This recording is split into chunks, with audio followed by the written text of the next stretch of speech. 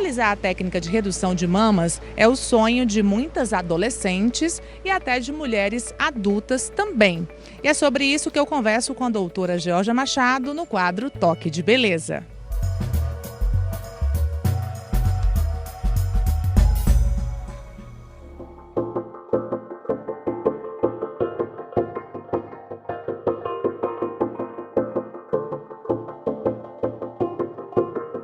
Doutora Georgia Machado comigo hoje, falando sobre mamas hipertróficas, aquelas mamas grandes que incomodam bastante, né, doutora?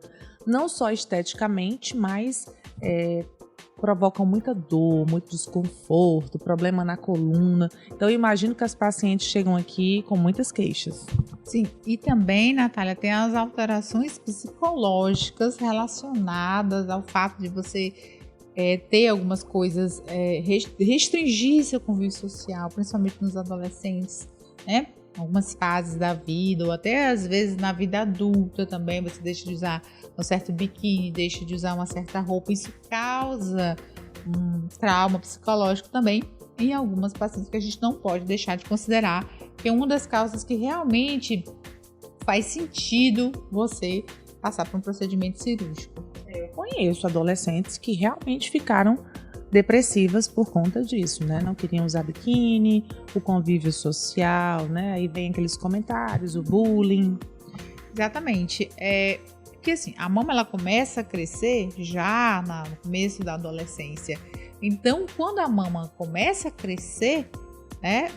Já passa do limite do aceitável para aquela altura, para aquele peso, a gente já sabe que essa paciente ela não vai regredir mais. Então, a partir desse momento, ela já passa a ser um problema. Então, assim, essas crianças, elas têm dificuldade, sim, de convívio, de relação com outras pessoas, de aceitação, não é? Aí, às vezes, por causa disso, acabam ganhando peso para compensar também o fato de harmonizar, ou até porque realmente ficam com um problema melhor de estima.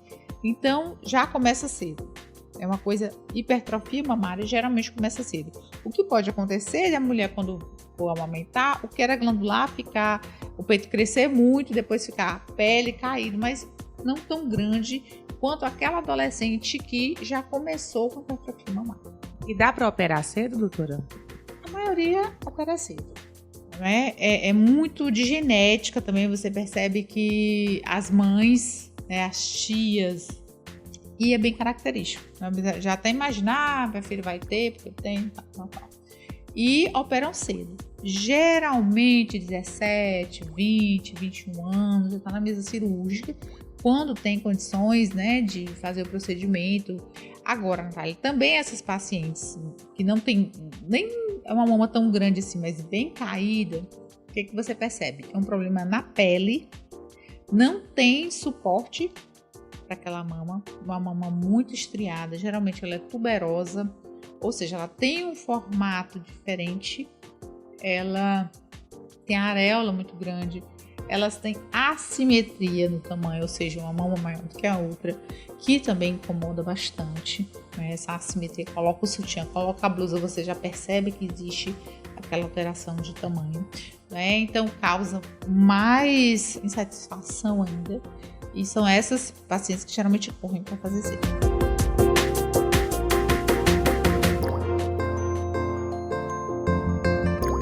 Uma mama muito grande, por exemplo, num adolescente, é uma técnica complicada ou não? Uma cirurgia relativamente tranquila? Se for uma hipertrofia mamária às custas de excesso de glândula, é bem mais fácil do que uma mama tuberosa. Não é? Porque a hipertrofia você tem glândula, tá? Então você nem precisa necessariamente colocar um implante para substituir aquele volume, aquela consistência, o colo, né? Que todo adolescente quer, porque faz parte da tribo, né?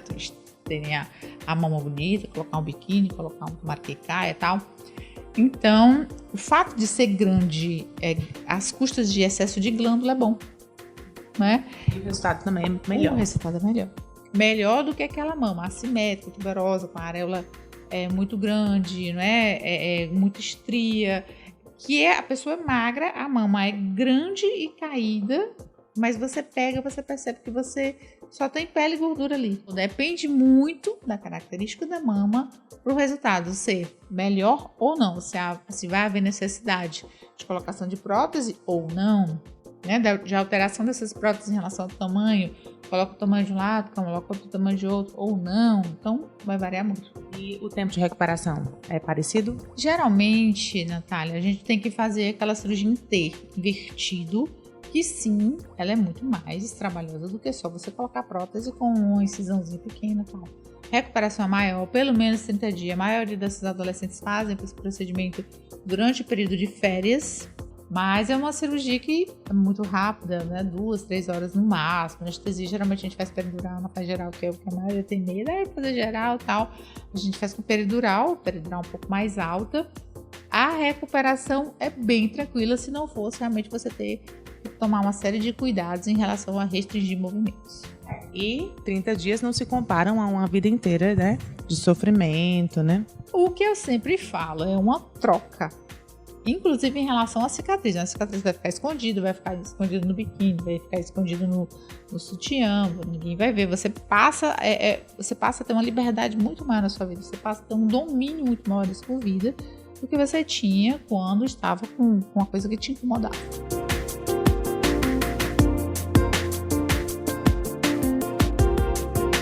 Doutora, e também tem o outro extremo aí. Tem mulheres que já convivem com isso há muito tempo, né? Já são maduras e chega uma hora assim que querem resolver também. Acontece esse outro extremo aí. Sim, acontece. Geralmente essas mulheres postergam muito o procedimento por causa da maternidade. Acreditam que a maternidade vai melhorar ou que não deveriam mexer antes de serem mães, tal. Convivem com aquele incômodo, não vou dizer um problema, incômodo. E aí nessas mamas, geralmente elas murcham muito, né? Vou falar aqui bem coloquialmente. Elas murcham muito e acaba que fica muito excesso de pele. Nesse caso, a gente tira bastante pele e coloca o implante para restabelecer aquele volume. Geralmente. A não ser aquelas mulheres que realmente não querem ou que ela tem uma consistência boa ainda de glândula. Eu sempre vou dizer que eu prefiro uma glândula ao silicone, porque o silicone é um corpo estranho. Existe uma série de coisas que estão relacionadas à colocação de prótese, né? Inclusive você ter um prejuízo. Essa prótese ela pode infectar, ela pode depois com 10 anos você ter que trocar. Não existe prótese eterna, eu escuto muito isso, eu fico assim, sem saber exatamente onde é que surge esse tipo de informação. Mas as próteses não são eternas porque elas dependem de como o organismo vai reagir contra elas. Então, sempre que existe a possibilidade de não colocar, é melhor não colocar. Agora, caso a adolescente coloque e depois venha, claro, gravidez, né? A amamentação prejudica muito o resultado? Sim, porque ela vai crescer, né? Quando ela cresce, só Deus sabe se ela vai regredir. Porque é o que eu sempre falo para essas crianças, para essas pacientes.